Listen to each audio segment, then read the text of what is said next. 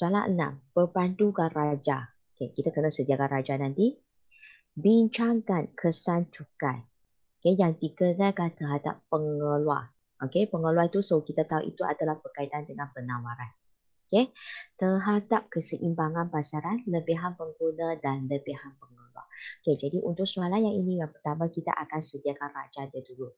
Okay, disebabkan, okay, tengok ada 3 item yang kita akan kaji ya. Kita akan kaji dari keseimbangan pasaran, kita akan kaji dari lebihan pengguna dan kita juga akan kaji lebihan pengeluar. Jadi raja yang disediakan itu pelajar dinasihat supaya sentuh pada paksi sebab kita nak kaitkan lebihan pengguna dan lebihan pengeluar. Okey, jadi sekarang Miss akan sediakan keseimbangan pasaran dulu. Okey, jadi ini paksi Y, paksi X ya. Okey, untuk paksi Y saya labelkan P kurungan RM. Paksi X Q kurungan unit. Okay, yang ini asalan. Okay, kemudian kilog permintaan mencerun ke bawah dari kiri ke kanan. Labelkan D0. Okay, untuk kilog penawaran, okay, pelajar diberi kebebasan. Pelajar boleh mula daripada paksi Q dekat sini pun boleh. Kalau nak mula pada paksi P pun boleh, tak ada masalah. Okay, okay, jadi kita akan mula dari paksi P. Labelkan S0. Okay, titik keseimbangan I0. Okay, harga keseimbangan dia P0 dan kuantiti keseimbangan dia Q0. Okey. Jadi ini adalah pasaran apa? So kalau boleh label lah ini pasaran motosikal. Okey, seterusnya kita cuba tengok semula soalan tersebut. Okey, dia kata cukai dikenakan. Apabila cukai dikenakan, dia akan menyebabkan penawaran macam mana? Menurun. Menurun. Kalau elok SS kita akan beralih ke sebelah Kiri.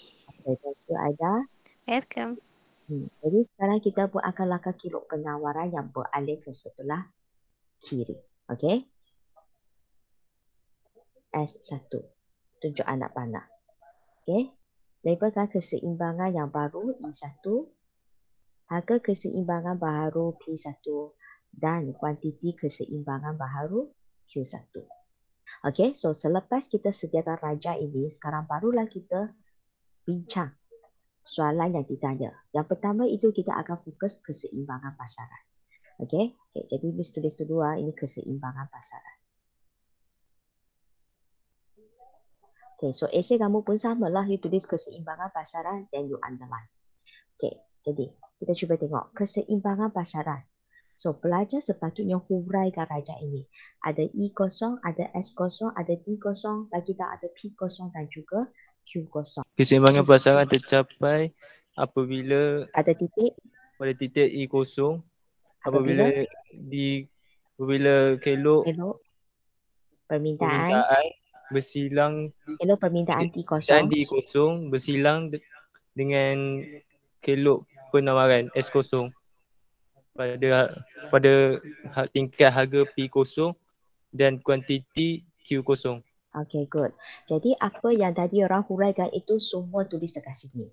Okay, keseimbangan pasaran motosikal yang asal tercapai pada titik I0 apabila kilog permintaan D0 bersilang dengan kilog penawaran S0 pada tingkat harga keseimbangan B0 dan kuantiti keseimbangan Q0.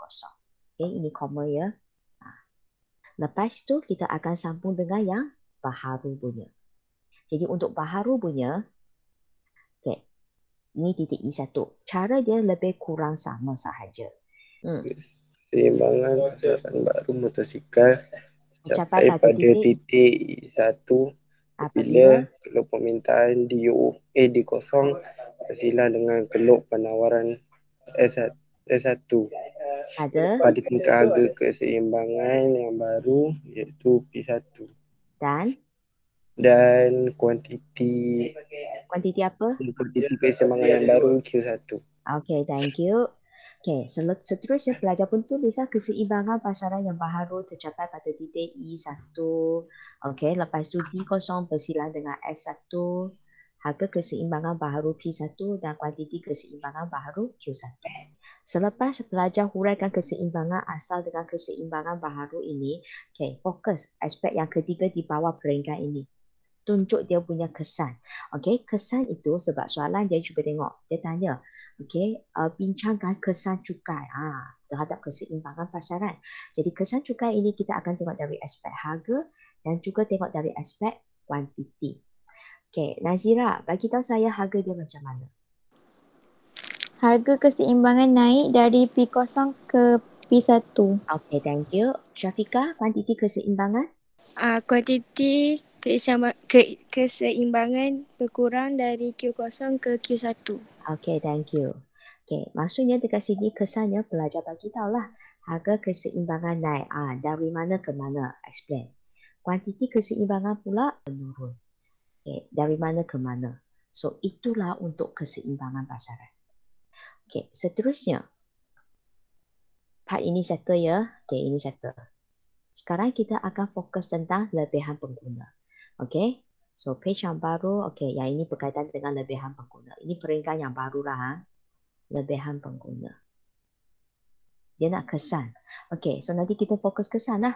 Tapi kalau pelajar kata dia nak bagi definisi apa itu lebihan pengguna, dia nak huraikan, okay, pun boleh je. Tak ada masalah. You just go ahead.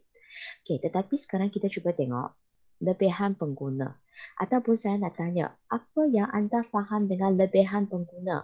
Harga yang sanggup dibayar oleh pengguna Okay, good. Dengan harga? dengan harga yang lebih rendah. Bukan? Dengan harga pasaran. Yes, very good. Okay, sekarang keseimbangan asal. Usaidi, harga pasaran mana? Keseimbangannya asal. P0. Okay, thank you. So, sini. Okay. Tadi Rusaidi dia ada bagi tahu beza antara harga pasaran dengan harga yang sanggup dibayar. Sekarang Miss nak tanya, harga sanggup bayar dekat mana pada raja ini? Okay. Kalau harga yang sanggup bayar, sebab ini lebihan pengguna. Pengguna itu berkaitan dengan permintaan. Jadi harga yang sanggup bayar itu, you kena bagi dia naik sehingga sentuh kilo permintaan. Sinilah harga yang dia sanggup bayar, titik A. Okey, jadi beza antara harga yang sanggup bayar adalah pada A dan harga pasaran adalah P0. Bagi dia sentuh kilo permintaan. Nampak segitiga itu. Okey, jadi ini adalah lebihan pengguna. Okey, dan lebihan pengguna ini boleh diwakili oleh kawasan P0, E0, A. Itulah jawapan dia. Okey, jadi masa kita nak tulis esei itu, okay, pelajar pun bagi tahulah. Okay, lebihan pengguna yang asal, okay, boleh ditunjukkan ataupun diwakili oleh kawasan A, P0, E0. Okay, so Miss pun tulislah A, P0, E0. Cuma you orang tulis ayat yang penuh lah. Lebihan pengguna yang asal boleh diwakili melalui kawasan A, P0, E0. Itulah dia. Okay, lepas itu kita nak cari yang baharu. Untuk baharu pun sama. Okay, jadi sekarang kita nak cari keseimbangan pasaran yang baharu. Harga keseimbangan pasaran baru. Okay, berapakah harga keseimbangan pasaran yang baharu? Sini. P1. Yes. So sekarang harga keseimbangan baharu P1. Okay, Esther belum habis lagi. Harga yang sanggup dibayar berapa? Dekat mana? A. Yes. Okay, thank you Esther. Okay, jadi sekarang pun sama. Harga sanggup bayar adalah A. Harga pasaran adalah P1. Jadi sekarang saya nak cari luas segitiga itu. Dia boleh ditunjukkan melalui kawasan apa? A, E1, P1. Okay, very good. Thank you Intan. Okay, so A, E1, P1. Inilah segitiga dia nampak. Okay, jadi jawapan kita pun tulislah, kita bagi tahu. Okay, so untuk lebihan pengguna yang baharu akibat, sebab sekarang dia akibat apa? Akibat yang ini, cukai dikenakan. Okay, jadi lebihan pengguna yang baru itu boleh diwakili oleh kawasan A, P1, E1. So, lepas ada asal, lepas ada baharu, kita kena tengok kesan dia. Jadi untuk kesan, bandingkan. Tadi yang warna biru punya adalah yang asal punya. Yang baru punya adalah yang warna hijau. Sekarang tengok dia semakin besar ke semakin kecil? Semakin kecil. Semakin kecil, okey. Jadi pelajar pun bagi tahu lah. Lebihan pengguna, okey. So lebihan pengguna sudah berkurang. Okey, bagi tahu berkurang. Okey, pelajar boleh bagi tahu berkurang daripada AP0E0 kepada AP1E1. Ataupun cara lagi satu, okey, cuba tengok. Segitiga yang besar, warna biru ini, tolak segitiga yang kecil, yang ini. Tinggal bahagian mana? Nampak? Besar tolak kecil kan tinggal bahagian ini kan? Jadi selain daripada cara itu, pelajar juga boleh bagi tahu bahawa lebihan pengguna telah berkurang sebanyak P0, P1, E1, E0. Ini luas trapezium dia. Okey, so ada dua cara nak huraikan yang ini.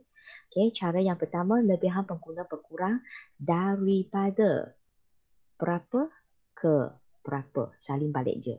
Yang kedua, telah berkurang ini dari ya. Okey, yang kedua, berkurang sebanyak berapa? Okey, boleh bagi tahu. Last trapezium ini. Berkurang sebanyak P0, P1, E1, E0. Okey, so itulah cara jawab untuk lebihan pengguna.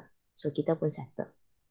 Okay, nanti kita akan sambung dengan lebihan pengeluar. Untuk lebihan pengeluar, style dia pun lebih kurang sama dengan lebihan pengguna, di mana ada asal, ada baharu, ada kesan. Okay? Jadi Mi sediakan jawapan dia dulu. Okay, ini lebihan pengeluar.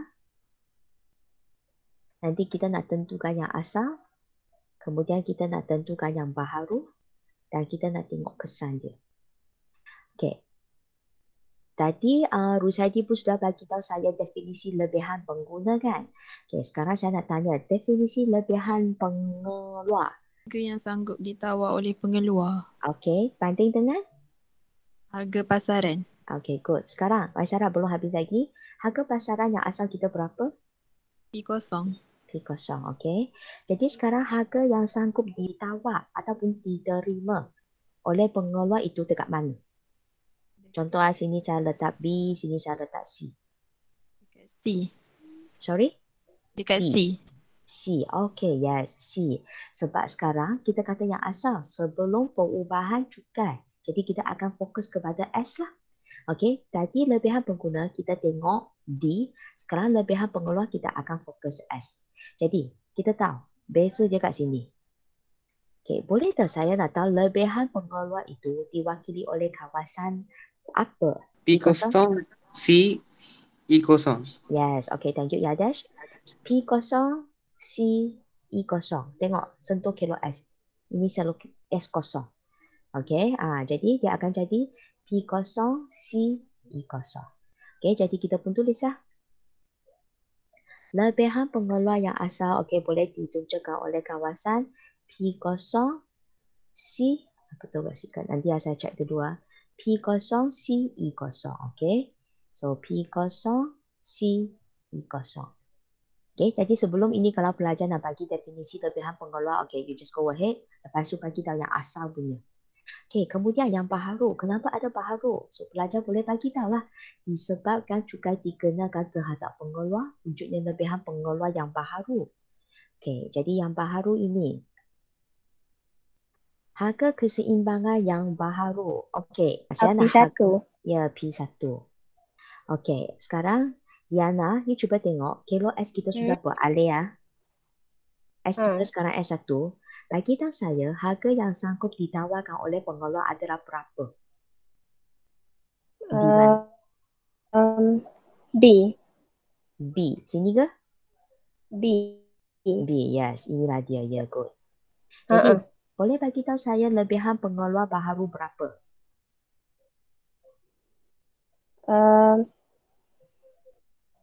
P1, E1, B. Okay, thank you Diana. So sekarang cuba tengok harga pasaran adalah P1. Okay, harga yang sanggup diterima oleh pengeluar ataupun ditawarkan oleh pengeluar adalah B. Jadi tadi ni sudah kata lebihan pengeluar ini kita kena sentuh kilo S. Sentuh kilo S. Tapi S ini adalah S yang satu. Okay, jadi ini lebihan pengeluar dia. Okay, jadi lebihan pengeluar boleh diwakili oleh kawasan P1 BE1. Okay, jadi Miss pun tulis lah. P1 BE1. Okay, kesan dia. Okay, kena bagi tahu kesan lebihan pengeluaran ni macam mana. Okay, tadi kita nampak segitiga ini yang warna kuning, saiz dia macam ini. Sekarang, segitiga dia sudah jadi macam ini. Dia sudah bertambah ke berkurang? Yang asal kuning, yang baru merah. Dia sudah besar ke semakin kecil? Semakin kecil. Semakin kecil. Jadi dia Berkurang. Yes. Okay, so kesannya pelajar boleh bagi tahu bahawa kesannya lebihan pengeluar telah berkurang. Okay, so berkurang. Okay, berkurang dari P0 CE0 kepada P1 BE1. Kan tadi Miss kata kita boleh tulis dua cara yang berlainan kan? Cara pertama inilah dari berapa ke berapa. Saya juga bagi tahu cara yang kedua itu sebanyak berapa. Tetapi untuk case ini, untuk lebihan pengeluar punya, kita tak dapat terangkan sebanyak berapa. Kenapa? Sebab kedua-dua segitiga ini dia bukan dalam bahagian yang sama. Cuma bahagian ini yang cross sahaja. Jadi, pelajar tak boleh tulis sebanyak berapa. Hanya terus bagi tahu dia berkurang dari P0 E0 C kepada P1 E1 B. Itu saja cara dia. Okey, dia berlainan dengan lebihan pengguna tadi.